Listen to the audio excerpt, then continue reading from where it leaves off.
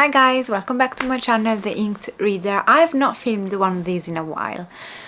Well, technically I had, and then I lost the footage, and so here I am filming again. So usually I did like quarterly what I watched recently videos, and I don't know, in a sense I don't know if they are worth doing them, so let me know, because I was debating a tiny bit.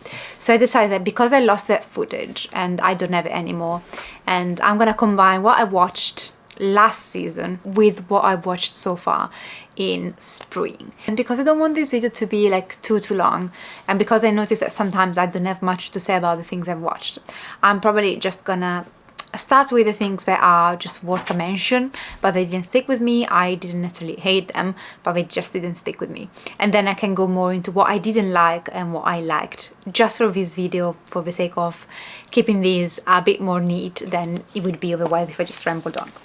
I'm gonna still divide them in categories, so I'm just gonna do movies first, and then TV shows, and then anime for last. And so let's start with the movies. So movies that they are not worth a lot of discussion about. I don't have many because usually I have a lot of opinions on movies. But I would probably say I rewatched Ocean's 11 and Ocean's 12, and although Ocean 11 I still enjoyed, I noticed that Ocean 12 I didn't like that much upon rewatch, and it was just a meh movie. I didn't hate it by any means. I do love the cast overall, but I didn't remember that Ocean 11 was my favorite of the series, and I don't think I'm gonna continue on with watching Ocean's 13 again. I watched it when it came out. I might, but I'm not in any rush. Another movie that I did enjoy, it was okay, it was good for what it was, but I don't have much to say about it. It was The Old Guard, but I did enjoy this one. It's just that I don't have a lot of thoughts to share. I thought it was action-packed, it was good. I was debating the first 10 minutes, like, am I liking this? I'm not. And then it started, it kicked off, and I really enjoyed it overall, and I think it was very realistic for what the story was depicting. And I thought if that was to be real in the real world, probably that's how it would be in a sense. So I really enjoyed their take, and I will continue on with the next movie if I ever do another one. Murder on the Oriental Express, that's another one that I enjoyed. Did not read the book by Agatha Christie before, so I just went into this, watched this. It was nice for what it was, and I did like finding out the mystery what it was, but ultimately it just felt in there. I don't have much to say about this. It was nice. I wouldn't recommend it. I don't know, if you're a fan of a book, probably yes. If you like crime, thrillers, if you, it's like a more like a cozy mystery, so if you like that kind of movies, I would recommend. I did like the performance and everything, but I wasn't mind-blowing or anything. And another movie that I did ultimately enjoy, but I don't have much to say about that, it's Father, and this is a fairly recent release with Anthony Hopkins, who is stellar. Brilliant. And basically this is a movie told from a perspective of this old man who has dementia, so we live things through his eyes, and that was very interesting. It's one of those movies though where apart from the amazing performance that put in place and how suffocating it felt at times, I don't have much to say in the sense that it's not something that I've experienced with my loved ones so far, dementia, and so it was a very interesting perspective. It's not a movie you necessarily love because of the heavy content that it has. I did appreciate it for what it was, but I would probably not rewatch it at this moment in time, at least. A good movie that I enjoyed watching, but I don't have much else to say apart from the fact that I did enjoy the choice of directing these, like if we were in his eyes, if we were living dementia from his perspective, so that was brilliant. I would suggest this movie definitely, just because of his performance, first of all, like stellar, but I don't have much else to say. And another one before I got into actually the most controversial ones, the one I really didn't like much, Encanto. I watched Encanto a couple of times now. It's absolutely adorable. I would definitely suggest it to everyone, and it was absolutely lovely. It's usually musical are not too much my cup of tea, but these, between, you know, the story itself, the music in it, the just how it was done, like the graphics, stellar. I don't have much else to say apart from say, you know, it's Encanto, it's very famous for a reason, it's a good one. Okay, let's go into the ones I didn't like. Let's start with a very unpopular opinion maybe, because this, I think it was at least named for an Oscar or something, maybe even won one. And a movie that I really didn't enjoy in the last couple of seasons was The Power of a Dog. Now this is, I think it's a very polarizing movie in a sense, and I was definitely in the categories of people that didn't like it. First of all, I will just say though, I did love the meaning behind the title. I thought that was very clever, and I can't deny that the performances are stellar. So I'm not criticizing any of those two things. But first of all, this is a thriller dressed as a western. This could have literally taken place in any other time in history, would have worked out the same.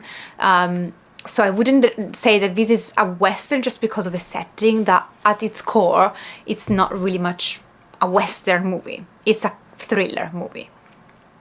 So I went into this expecting something else. And the other thing is that if this is a crime thriller where basically I think it was supposed to be this mindfuck movie where you don't know what's happening, it's like a psychological thriller or whatever, for me it was so obvious at all times what was happening, what was about to happen, and even somehow how it would happen, that this movie hold no element of surprise for me. And so that was also something that I found disappointing, because at one point I even was like, this is dragging, this is boring. And I did watch it because of the performances, but when the end came, it was like, duh, like obviously, duh, that's what happens. So I don't know, it just didn't work out for me, and I am very sorry. But I don't know, would I recommend these? Honestly, I think objectively it's a movie that you might want to make your mind up for yourself, because I do think that I've got subjective views on this movie because of these things. And the majority of these movies that I'm gonna touch upon that I didn't end up really loving it ultimately are subjective dislike, rather than just say that movie was shit and there is no way around it. So I do get why he got nominated for an Oscar, it just didn't really work for me. But another one that I'm gonna make people mad with this, Akira. I watched that because as of lately I've started reading manga again. I used to read them a few years ago, and I always watched anime. When I was a child, I had my favorite series. I think my routine was coming back from school and having lunch while watching Dragon Ball. So I grew up with anime basically. And now, as of late, I've started watching them again. And I was recommended Akira as the pioneer, in a sense, of the genre, of that specific genre of anime. And because this was probably done like 20 years ago, if not more, 30 years ago actually, it was very innovative for the time. So they told me, watch it, it's so good. I hated it. Like, there is no way around it. If with The Power of a Dog I could kind of have some saving graces, with Akira I hated it. Like, I loathed that movie. And I understand that at the time was groundbreaking, revolutionary. Well, I'm not debating that, I am aware of that, I recognize that. I still hated the movie, and I will never watch it, and I can't generally recommend it. I thought it was gross, but not in a good sense.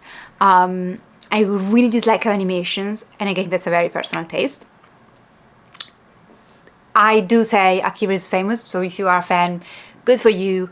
I loathed it. Like, I honestly, it was truly bad. It was truly bad in my opinion. Nothing worked for me, from the plot, the graphics. I did like that end monster if you want. I thought that was so bloody gross, so that was the only positive thing. But I don't know, maybe because again it's very old, so I've seen that format before. I also didn't like how we get these biker boys fighting this supernatural monster or like telepathic creature. Like, I thought that they clashed the different themes of the movie sometimes. I don't know, I really disliked it. 0 stars, never again. I wish I could get my time back. I'm sorry, that was how bad it was. Please don't hate me. I mean, I don't care if you hate me because I didn't like your favorite movie. That says more about you and me. So, and that was it in terms of movies that I really disliked. However, I do want to mention one as the first one that I ended up overall changing my mind on. So this was a movie that when I actually did my initial video, I had put, I've done them back in, when I did that video, that was in the footage was erased. I put them from least liked to the most enjoyable one. But I had mixed all the categories up, and I don't think it makes sense to compare a movie to a TV show because they are just very different. So I decided to do it differently. But that movie was in the categories of movies that I didn't like. It was very low in the list of enjoyment. Now I'm mentioning this as an honorable mention in the movies I ended up liking, just because I had a discussion with a couple of people around this movie and made me realize how bloody clever the idea was. So I did not enjoy the process of watching that movie, but I did like ultimately the choice of the director. I still have my grudges upon it though, so I'm gonna share them with you. And that movie was The Last Duel. This is a Ridley Scott movie who did The Gladiator, which is probably my favorite movie ever, together with a couple other. And so of course I had to watch it. And this is based on a true story of the last mortal duel that was fought in Normandy, I believe it's France. And this duel was fought because this dame accused an ex-friend of her husband of raping her, and he says, I didn't do it. And so the husband, to protect the honor of the family, decides to challenge him to mortal duel and let God decide who is saying the truth. And I think one of the reasons why I didn't initially thought I liked this movie is because this is a very lengthy movie, and because I was accustomed to Ridley Scott being so good, having these epic scenes of dialogue of his characters, the Gladiator, the epic scene where he is in the arena and makes his big speech. That's an epic scene that's just in my brain, that's just encased in my brain forever. It's just like it's gonna be forever in there. So I was expecting something of a sort, and this is still a critique that I have even upon me revisiting what I thought about this movie. There were many opportunities to integrate epic dialogues, and dialogues that also fleshed out more verbally the trauma that was happening, and it wasn't used. Like, a lot of this movie is shown and there is a very little dialogue, or little dialogue that I thought was in the style of Ridley Scott, or the style that I was used to. So I think I definitely missed that. I missed that verbal side of the movie, and I think that is still something that I wish there was in there. What this movie does though is, because it tells this story, it tells basically the story from the beginning. So it tells the story from before this alleged rape happened and what led to this alleged rape and the aftermath. So the duel, it's about the very end of the movie. And what Ridley Scott does, which was at the end of the day brilliant, and that's why I revisited my thoughts and feelings upon this movie, is that he shows you the same story. So you start from the same point, more or less, and you see the story from a 3 different perspectives. So you start with the husband, then you get to the point of the almost duel, you go back and you see the story from the alleged perpetrator, and then you go back and you see the story from the victim perspective, so the wife perspective. So you have the same exact story, more or less, told from 3 different perspectives from their point of view. So you see what the alleged perpetrator think happened, what the victim think happened, and what the husband thought happened. Now, of course, there are not, some scenes are a bit different because some people were not in one scene. So that, but apart from that, it's exactly the same story. So it's a very repetitive movie in a sense, and it's also a movie that shows an explicit rape scene more times than I was comfortable with. And again, I had a lot of speeches when I did my Berserk video about, at the same time, why rape scenes that are explicit have a purpose. And I'm not gonna go into that now, but it was disturbing to witness that. And I'm not criticizing that, I'm just objectively saying that was a hard scene, especially because we have to go to the same scene more than once because we're falling from different perspectives. But this thing of telling the same story from 3 different point of view, and the nuances that there are because you are seeing things from each perspective and how subtly things change, it's crazy good. Like, I think something I've never seen before, never seen done before, and I thought that was absolutely a brilliant idea, and that's why I changed my view. It was a tough experience watching the movie, but there is a lot of respect that went behind it because of what Ridley Scott did. So I would recommend this movie just because of the novelty of it and how clever it was ultimately. A couple of movies that people have a lot of hate for and I didn't actually, and end up very much enjoying them. First of all, Eternals. I thought this was nice movie to have. It was very action-packed. I like the characters, I like the humor, I like what happens. Apart from the guy, like the actor that does Rob Stark, I don't really like him as an actor, I'll be honest, and so I didn't like him as a protagonist in these.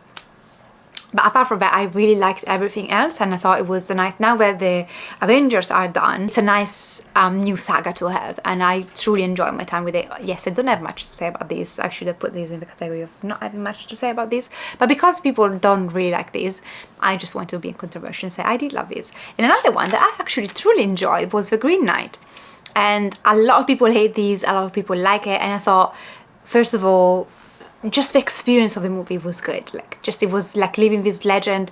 The way it was directed, it was done, I really loved it. And I think what I did at the end, because I didn't know what was the story behind, I went and looked at this as a poem, and I don't understand why people get upset with the ending. Because if it's a poem that's retold in a movie format and the poem, that's how it ends, then that's how it ends. You know, the directors were just doing their job. And I understand the frustration, but I actually thought that it was a brilliant ending. I really loved the ending. I liked what he did. And this is basically an Arthurian tale. Like, you got nephew of Arthur. And I don't want to spoil anything, because I think the core of the movie is watching the legend unfold, if you want, and I really enjoy this. I would suggest this to everybody. I don't know why people hate it. I honestly don't know, and I'd love to hear in the comments down below if you hated it, why you hated it. I liked it. I thought it was a good time, and I might rewatch these actually. It's definitely one that I'd love to rewatch, and maybe see if I change my mind or I still love it as I loved the first time. Another movie I've watched kind of recently, this I watched in spring, in April, and that was Nightmare Alley, the new Del Toro. At the time was the new Del Toro. This is the story of this man who joins the circus, and he kind of becomes a con man. That's what I would say. It's a circus story, but it's also a story of this con man trying to find his fortune. And it's a very Del Toro movie, and I really enjoy his style. I have to say that circus though are not my cup of tea. I really don't enjoy that as a setting for a movie. I only loved probably with circus like The Greatest Showman as a movie. What performances, amazing performances. But I have to say that until the very end I didn't love the plot, and then the end happened and I was like, okay, Del Toro, I see what you've done. Okay, respect. So I think it was very visually entertaining. Like, that's what Del Toro movies are, always compelling to watch. So if I didn't love the plot until the end, I was still glued to the screen. And I would suggest this, especially if you're a Del Toro fan, you can't miss Nightmare Alley. Another movie that I did enjoy overall, especially considering that this is not, Batman is not my favorite superhero by any means, but I did really enjoy the last Batman with Robert Pattinson. I don't know if I will ever rewatch it. I thought it was too long. That must be said. I think it was too long, and it has a lacking soundtrack. The soundtrack was not there, and it feels like it's empty. And why would you not put an awesome soundtrack with that kind of story? It felt very gloomy, like it was extremely dark movie. But then I was told that this is what Batman should be, and I'm not someone who've ever read the comics. I wasn't the biggest fan of Batman before, so I'm not an expert by any means of Batman, but I did really like this take. We definitely don't see Bruce Wayne much in this. It's mostly Batman. And I have to say, unfortunately, I didn't love this Catwoman. I thought the chemistry was just not there, and I thought their scenes together were bad. But there are some very powerful scenes in this, and I adore Robert Pattinson as an actor. I thought he did such a good job that I hope he'll do more in the future. I'll watch them for sure. But I just hope that they come up with new plots and they just don't go into the Joker usual thing. I mean, I do like Joker as a character, but I think we've seen enough. but we will see. But at the same time, it's canon, so they might want to. I don't know. I'm conflicted about that, but I will watch the sequel and see. Another movie that was so silly but so funny, it was The Lost City of D.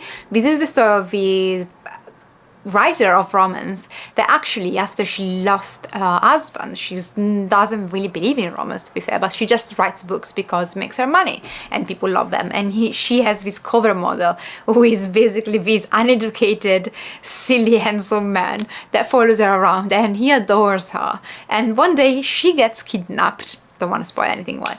And she ends up in the jungle, and this cover model, played by Channing Tatum, who has amazing comedy skills, tries and goes in the jungle to rescue her. Have a look at the trailer, and if you have a laugh at the trailer, you might enjoy the movie. It wasn't nothing special. It was very trope in a sense in the genre, but it was generally fun, especially the first half. I had some very good laughs. It was just a very easy going movie that made me laugh throughout. I will probably rewatch it one time just when I want to watch something that doesn't need any brain power. Channing Tatum is such a good actor. Like, he can do comedy like no other, and they had a good chemistry. It was very good. And finally, probably the movie that stuck with me, together with a couple of more that I just mentioned, The Lighthouse. So because I was in this Robert Pattinson mood as of like the last couple of seasons, I decided to watch these, and I was always put off because black and white movies are not my cup of tea, and I don't know why, because at the end of the day I've never watched many of them, but I just had this prejudice that they are not going to be my cup of tea.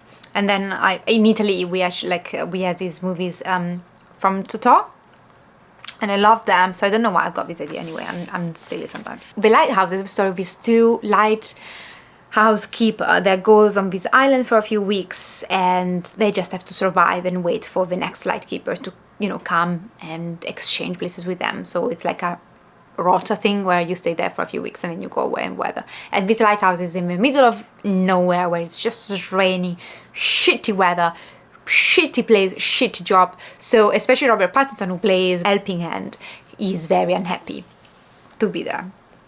And this becomes crazy. Like this, I think I've read what it was meant to be, and I've forgotten, and I need to watch it, and I need to go back and read it again. It's a very complex movie in a sense, but breathtaking performances from both protagonists. This is described also as a comedy. It's a bit far-fetched to consider this a comedy.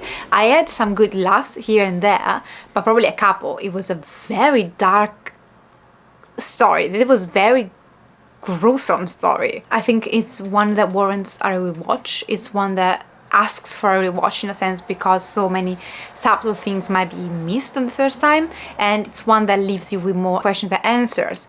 But I did appreciate it for that. I think this movie is an experience in itself, and it deserves more love and to be shared more. I do understand why people would say, well, that was weird and maybe not for everyone, but it's another one that I don't think you know what it is until you watch it, if it makes sense. I watched a couple of documentaries which were Catching Killers on Netflix. I really enjoyed this one. I thought it was, every episode is like 40 minutes long, and for a fan of true crime it's good. It doesn't, of course, 45 minutes gives you space to delve very much deep into cases, but I thought in a couple of cases, especially one, it highlights how when police mess up, people die. And I really love that they kind of said, you know, we did mess up and this happened, and it's kind of on our shoulder a tiny bit.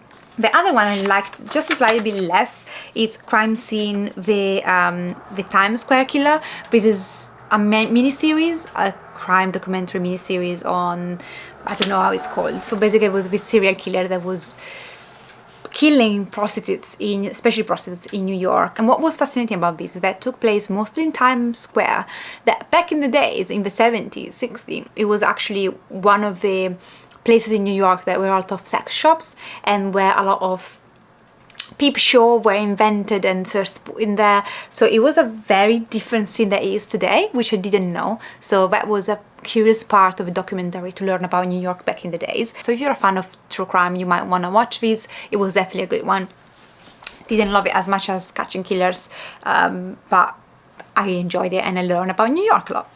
And then finally, what I watched very recently, and I loved it. I probably it's a 5 stars. It's Ricky Gervais' Supernature, so this is his most recent stand-up comedy on Netflix, and I have just to say that I loved this, and I thought he did his idea on cancel culture. I could resonate a lot with he's been against cancel culture basically, and so I had good laughs. I like how blunt he is, how unapologetic he is, and I had a good time. And I think I don't want to go into a big discussion in here, and I think he also makes a good point that you can laugh at a joke without meaning that you are discriminating. Like, a joke is just a bloody joke. Have a laugh, don't take everything too seriously. So I did agree with that point as well. I loved it. So let's start with the TV show. I don't have much to say. Grey's Anatomy season 17.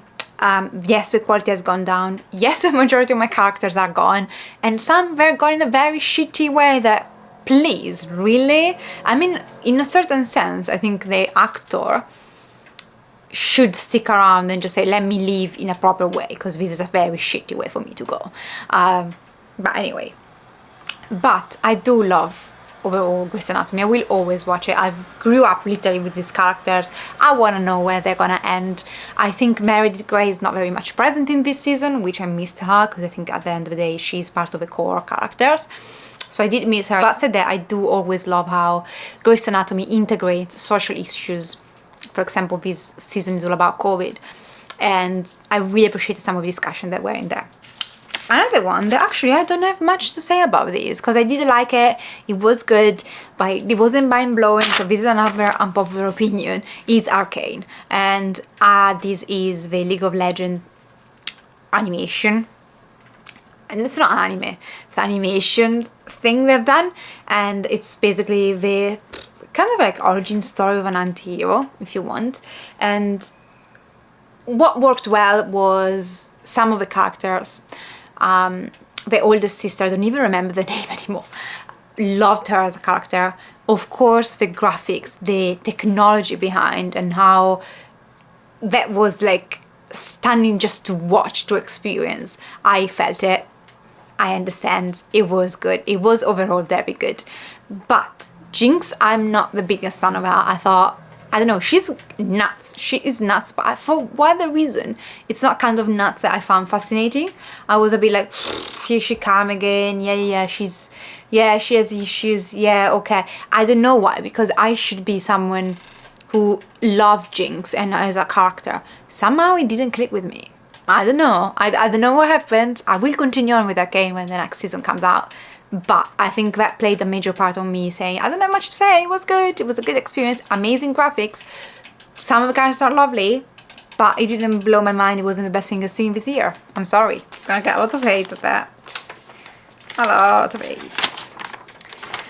Another one that I really enjoyed, but I don't have too much to say, is The Queen Gambit. I thought, first of all, girl crush. Like, I'm a straight human being, but that human being, she's on the cover, she's amazing, and I enjoyed this. I couldn't care less about chess, but this wasn't boring, this was entertaining, and I enjoyed my time while watching it, and I would suggest it.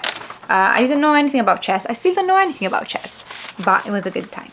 And I don't have any TV show that I absolutely disliked, because I don't continue on with them, basically, if I don't like them, so you know them. So the ones I really enjoyed were Squid Games. We all know it's Squid Games, it's famous for a reason. No, I was expecting something like Battle Royale, and it definitely is, but because of the novelty of these games, and because of literally I just wanted to see how they were gonna die, and I thought it was very curious having these games in that I'm not familiar with. It kept me glued to the pages. I didn't love the ending though, and I don't think they should have ever done a second season. That's just my opinion. I will probably watch it, but I don't think it was a good idea, because they can butcher this so easily. But I did love the explanation at the end. So I didn't love the very, very last 5 minutes of the series, but I did love the when we come out and we find out who did it and why. I thought that was clever, brilliant. I will probably watch the second season, but I've got a bit of doubt that it could work well. And probably the one I watched TV show that I love the most as of recently, that I've completed the season, is The Witcher season 2. Now, season 1 was good. Now, yes, I'm a fan of the video games, but season 2 was mind-blowing. So more richer, so more full of action and mythology, and the role that Geralt assumes in this towards Ciri, and the way he's portrayed by Cavill, oh, I loved it. The twists, awesome. And there is romance and there is violence and there are things happening. They're like, what's happening? And the end was amazing. And I really like that with this season, they kind of started with threads that I can see then spread in other season. I thought it was a very clever season. And although it has nothing to do with Game of Thrones, I thought the last time I watched a fantasy show and they gave me the same vibe was Game of Thrones. And it gave me the same feelings of excitement was Game of Thrones. So wow, I am sold on The Witcher. I knew it, but I am so in love with The Witcher. Sorry, I think I had to change angle a tiny bit because I needed to free some space on my SD card. So before I go into the anime section, actually, I have to say that there was another TV show that I watched. It's actually an anthology of sci-fi short stories, which is Love, Death and Robots season 3. I thought that was such a huge step up from season 2. Season 1 is still probably the best. However, some of the shorts in this season were top notch, were like up to season 1, if not better, of some of my favorite there. So it's, I don't know, I think Love, Death and Robot at the end should be seen as a, hopefully one day, like a anthology without season, if it makes sense, and just choosing and picking which episodes. But I did love this one, and I particularly love the one directed by David Fincher. Sorry, I'm gonna tell you which ones I love. My 3 favorite ones were for sure Bad Traveling. Bad Traveling was so bloody good. It's like a horror fantasy novel directed by David Fincher, and I mean, it's David Fincher, so I knew I was gonna love it, and I did. I thought it was so gross and so good, so bloody, like so bloody. You don't eat, because we were eating pizza while we were watching that. Bad idea. And then the one I didn't like much was The Very Pulse of a Machine, but I did really like Night of the Mini Dead. I thought it was so clever. And Mason's Rat with the Joe Abercrombie script. Really enjoyed that. I had some laugh, especially because I don't really like mice, and I don't know, I thought it was hilarious seeing that in this way. And finally, the one that kind of gave me a heart attack, and I was disturbed, and I was so... we took a second to realize they were not real actors, and it was animation, was Jibaro. I think Jibaro has become very famous, and there is a bloody good reason for it. It's eerie, and it makes you uncomfortable. It's a very disagreeable experience in a sense, like you feel like what's happening, and you're in awe at the same time. So I'm gonna rewatch this season for sure. I'm probably gonna rewatch them all. I thought like I'm in the mood of doing a big rewatch and just experience them again, because I think they do need a rewatch to get all the nuances and everything. And I'm a bit afraid of Jibaro. I think it's the one that scared me the most. Like it was like, oh, that was so awesome, but also a bit scary. So in terms of anime, I started, as I said, recently to watch again anime, and I have to say that Akira could also be gone in this category. I am a bit confused on exactly what goes into the category or not, but Akira I decided to put in a movie because it's an anime movie, but it's still a movie, if it makes sense. And so with anime in this case, it just means serialized anime. So first of all, we'll start with the ones that I don't have much to say, and I didn't watch too many because I just recently started getting back into them, and I binge watched seasons after seasons of the same thing. So the first one that I don't have much to say is Kamisama Kiss. I can't pronounce the Japanese name, and it was a shoujo manga that I've read the first volume and then decided to continue with the anime. The first season I really enjoyed, it was very cute. I love the guy, the yokai. I really like him. But the second season was a bit disappointing, and it was disappointing seeing how it doesn't end, but the anime has ended. Like the first season was never put out, and it's been now 6-7 years, so I don't think it's gonna come out. It was just left it there, and I think the second season they got it wrong in a sense. Like I don't know, like there were a lot of side stories, not much of our main two characters, which is why we are there, to see their love story. So I thought they kind of had a miss in the second season, I'll be really honest. But the first season was cute. In the manga, I decided like, maybe I can continue with the manga. It's bloody impossible to find for less than £100, and I'm not gonna spend £100 in one bloody volume because it's not one of my favorite series ever. So I need a bit of control on that. And so I think I'm just gonna leave it there, unfortunately. If a season ever comes out, I'm gonna watch it, but I doubt. And then I watched Rick and Morty, the new season of Rick and Morty, and of course I love it's Rick and Morty. I think with each season the theme behind are becoming more and more complex. Again, it's a one that you want to rewatch because the first watch you're just so engrossed in what's happening, you're just paying attention to a lot of stuff and getting to the core plot or the scientific bits, and things behind can get a bit confusing. So it's again one that I do like to rewatch. But it's Rick and Morty. The majority of the time I was in awe for how could they come up with such a clever concept. Like, I don't understand how clever you have to be. So it's Rick and Morty. It's my favorite of the genre and will always be, probably. I mean, if you have got suggestion, and I've tried other of the genre and I didn't really like them. So Rick and Morty for now. I really enjoy the graphic novels. I love Rick and Morty. It's a 6 stars. Best of the best. And I finish with this after I've talked too much, but we have to finish with this. Listen, so I was 1 week on my own and I had never gone past season 1 of Attack on Titan. I did like the 3rd season, I was fascinated, but I wasn't hooked. And so I decided one day to just go and just watch season 2. The rest is history. I've spent the last 2 months binge watching as much as I could and as fast as I could at the end of the day an episode of Attack on Titan, and I catched up. And what a journey it was. If I have to describe this series in a word, I can't go with anything else from epic. Like, this is an epic series. And I think it's, first of all, it's directed in a way that makes you really, I don't know, for me it was like I was in that world. It was done in a way that I could honestly relate with these characters, and I could really feel the depression and the high stakes situation that these characters and humanity was in.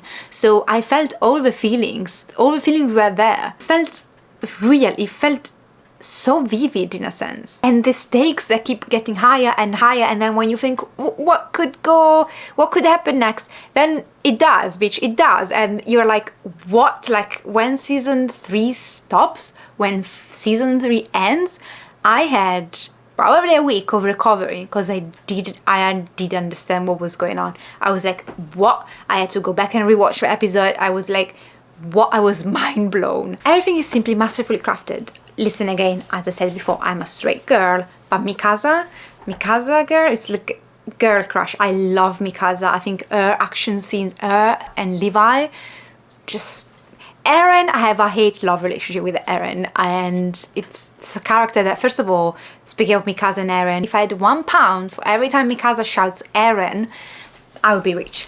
But said that, I think I really liked Eren because of his relationship with other people, and I really enjoyed Eren toward the end of season 3, and now in season 4, you know, I catch up now. So that's where I didn't mind Eren before, like it was like just there, and then in season 4, boom, like that's happening, and they're like, whoa, okay. So I had to catch up, and I thought I struggled a tiny bit though, because I think that the passage was a bit brutal, and I kind of compare like the brutality of the change as Game of Thrones and Daenerys' journey, like boom, and so it felt a bit like that. So I was left a bit overwhelmed, a bit confused, but it's epic. It's an epic series. I can't wait to see the end, and now I'm debating if I want to pick up the manga. I should have read the manga before, and now I don't know, because the anime is so good. There's the action scene, then the soundtrack just, it combines in a perfect match. Like, I had shivers, I was climbing on my chairs in certain scenes. Love it. Let me know about the manga though, because I don't know, do I want to read the manga now? Do I hope? Do people hope? Don't spoil me the end if you're at the manga. But do people hope it ends like the manga, or do people hope it ends differently? Let me know these things. No spoilers for the end of the manga, and I might pick up the manga if you, because the editions are so pretty as well. But I think Attack on Titan, it's one of the things that's changed my life this year, and I can't recommend it enough. If you have not tried Attack on Titan, if you don't like Attack on Titan, I honestly don't think we could be friends. That's how serious I am. Okay guys, I'm gonna let you go. Thank you for watching. Let me know what were your best watches of the last few months or weeks, so I can add them to my watch list. And especially if it's anime, I'm very into anime at the moment, so do leave your recommendations down below. And I'll see you next time. Take care of yourself. Ciao!